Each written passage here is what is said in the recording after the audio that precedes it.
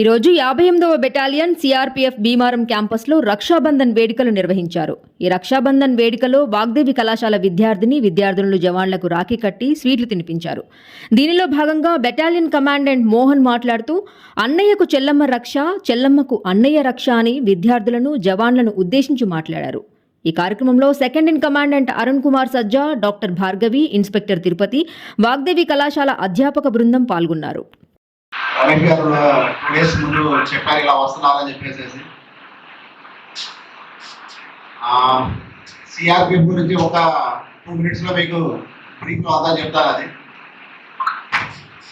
CRPF గురించి కొంతమంది తెలిసి ఉండొచ్చు, కొంతమంది తెలియకపోయి ఉండొచ్చు.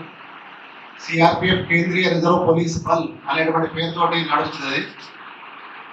సిఆర్పిఎఫ్ 1939 27 జూలై అంటే ఇండియాకి ఇండిపెండెన్స్ రావడానికన్నా ముందుగానే ఇది స్థాపించడం జరిగింది. ఇది మధ్యప్రదేశ్ నీమచ్ అనేటువంటి ప్లేస్లో దీనికి ఫస్ట్ బెటాలియన్ని ఏర్పాటు చేశారు. ఇది బ్రిటిషర్స్ టైంలో మనం వినే ఉంటాం, కొన్ని ప్రిన్స్లీ స్టేట్స్ అనేవి ఉండేవి, కొన్ని సంస్థానాలు ఉండేవి.